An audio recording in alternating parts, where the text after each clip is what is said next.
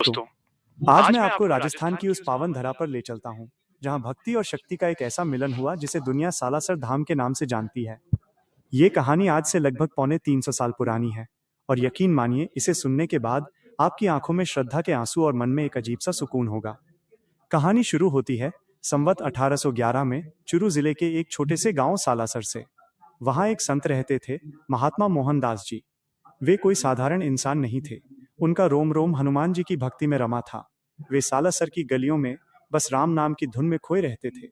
उनकी भक्ति इतनी गहरी थी कि एक दिन स्वयं पवन पुत्र हनुमान को एक साधु का वेश धरकर उन्हें दर्शन देने पड़े। मोहनदास जी ने प्रभु के चरणों में गिरकर बस एक ही विनती की, हे प्रभु, आप इसी सालासर की मिट्टी में बस जाइए और अपने भक्तों के दुखों का नाश कीजिए।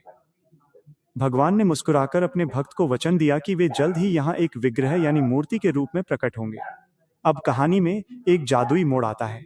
सालासर से कुछ दूर नागौर जिले के आसोटा गांव में एक जाट किसान अपने खेत में हल चला रहा था।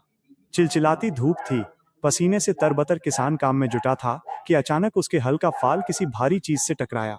उसे लगा शायद कोई बड़ा पत्थर है, लेकिन जब उसने मिट्टी हटाई तो उसके होश उड़ गए। वहां पत्थर नहीं, बल्कि हनुमान जी की एक दिव्य प्रतिमा थी। उसी समय किसान की पत्नी उसके लिए भोजन लेकर आई। उसने अपनी ओढ़नी के पल्लू से उस मूरत को साफ किया और श्रद्धावश अपने भोजन का पहला निवाला, जो कि चूरमा था, प्रभु के मुख से लगा दिया। दोस्तों, यही वो पल था जब सालासर में चूरमे के भोग की वो परंपरा शुरू हुई जो आज भी अटूट है। लेकिन सबसे बड़ा चमत्कार तो अभी बाकी था। जब उस मूर्ति को ध्यान से देखा गया तो सब दंग रह गए।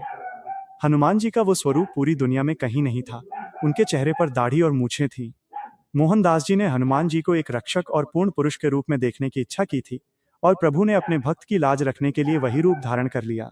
जब आसोटा के ठाकुर को इस मूर्ति के बारे में पता चला तो उन्हें सपने में बालाजी महाराज ने दर्शन दिए और आदेश दिया, मुझे यहाँ से विदा करो, मुझे सालासर जाना है, जहाँ मेरा भक्त मोहनदास मेरा इंतजार कर रहा है।